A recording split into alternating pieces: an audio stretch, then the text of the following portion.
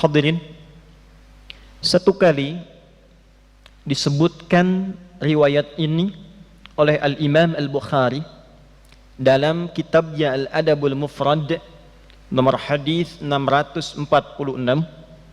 Demikian ditegaskan pula di dalam kitab Sahih Muslim nomor hadis 2551 yang sanadnya tersambung pada sahabat mulia Abu Hurairah radhiyallahu ta'ala anhu.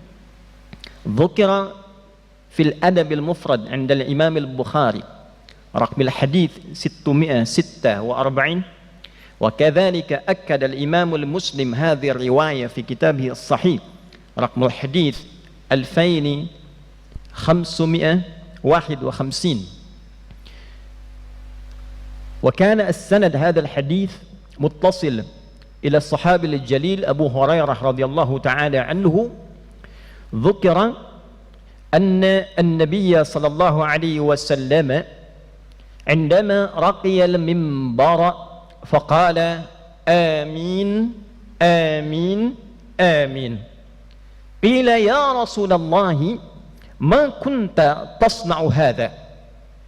فقال صلى الله عليه وسلم أو كما قال أتاني جبريل عليه السلام فقال رغم أنف عبد أدرك أبويه أو أحدهما فلم يدخله الجنة وفي رواية أحدهما الكبر ولم يدخله الجنة فقلت آمين فقال رغم أنف عبد دخل عليه رمضان لم يغفر له فقلت آمين فقال رغم أنف امرئ ذكرت عنده فلم يصلي عليك فقلت آمين.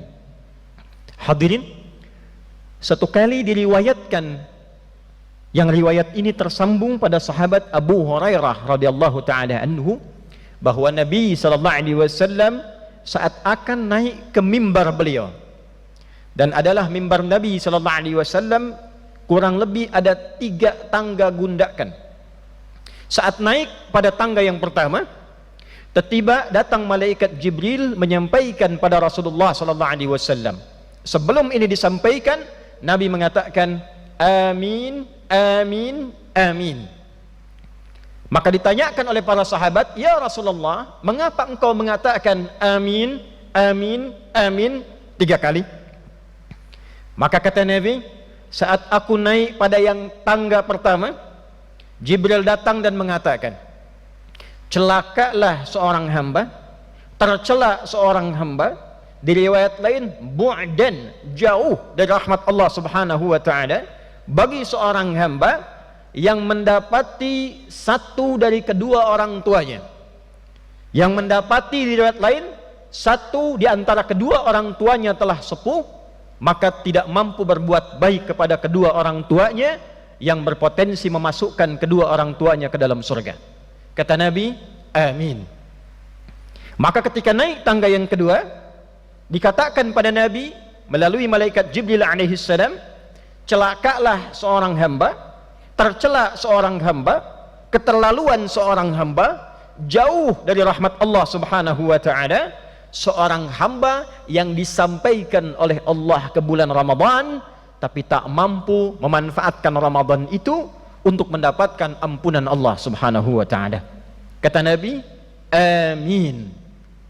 Saat naik tangga yang ketiga, maka malaikat Jibril mengatakan, celakalah seorang hamba, keterlaluan seorang hamba, tercela seorang hamba, yang disebutkan namamu ya Muhammad sallallahu alaihi wasallam di sampingnya, tapi dia tak mau bersalawat kepadamu. Kata Nabi, amin.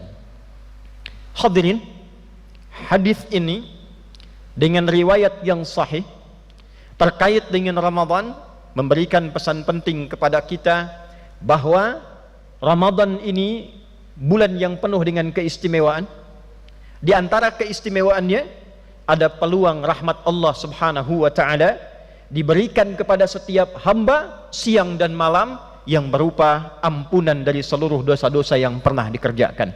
Dalam hadis riwayat Al-Bukhari Ditegaskan juga dalam hadis riwayat Muslim, Nabi SAW pernah menyampaikan, man shama ramadhana imanan wahtisaba ghufira lahu ma taqaddama min dhanbihi wa man qama lailatal qadri aw fi riwayatin man qama ramadhana imanan wahtisaba ghufira lahu ma taqaddama min dhanbihi. Siapapun yang menunaikan puasa Ramadan, ditunaikan di siangnya dari mulai fajar sampai dengan maghrib, diisi dengan keimanan kepada Allah, dia berusaha menjadi pribadi yang lebih baik, ikhlas dia tunaikan puasa itu, maka dengan keikhlasan menunaikan puasanya, Allah berkenan mengampuni dosa-dosa yang pernah ia lakukan selama hidupnya. Dan siapa yang bangun di malam Ramadan, dia tunaikan sholat malam bersamaan dengan malam Al-Qadar, atau dia tunaikan setiap malam Ramadan, dia tunaikan ikhlas karena Allah untuk memperbaiki dirinya supaya lebih baik dalam perjalanan hidupnya, maka dengan itu diampuni dosa-dosa yang pernah ia kerjakan selama hidupnya. Jadi bayangkan hadirin, siang ada ampunan, malam ada ampunan, 24 jam potensi dosa kita diampuni oleh Allah Subhanahu wa taala.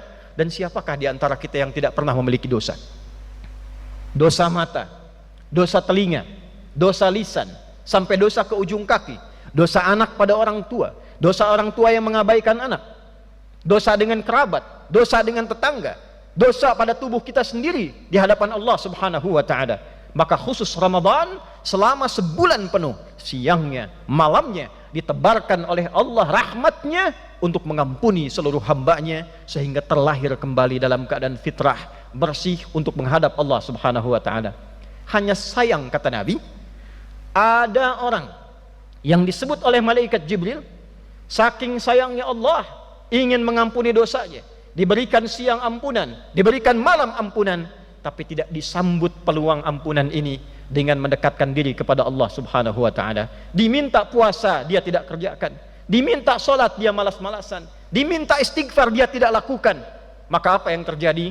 Kata malaikat Jibril, raghima anfu rajulin, sungguh celaka orang seperti ini, tercela orang seperti ini, jauh dari rahmat Allah Subhanahu wa taala. Dakhala alaihi Ramadan lam yughfar lah, sudah diberikan kesempatan Ramadan, masuk di bulan Ramadan, tapi tidak memanfaatkan itu dengan baik, tidak ibadah dengan baik, sehingga tak mampu diampuni dosa-dosanya di bulan itu. Semoga kita semua digolongkan pada golongan hamba-hamba Allah Subhanahu wa taala yang mau memanfaatkan bulan Ramadan untuk meningkatkan ibadah kepada Allah. Siangnya kita puasa dengan baik, malamnya kita tunaikan ibadah dengan baik, dan lebih penting daripada itu, semua itu kita kerjakan karena Allah, untuk mendapatkan rahmatnya. Dan semoga kita termasuk dalam golongan hamba Allah yang diampuni dosa-dosanya, sehingga nyaman untuk pulang kepada Allah di hari kiamat kelak. Barakallahu li wa lakum fil Qur'anil azim, wa nafa'ani wa iyyakum bima fihi minal ayati wa dzikril hakim, wa taqabbala minni wa minkum tilawatahu innahu huwas sami'ul alim. Ud'ullaha yastajib lana wa lakum.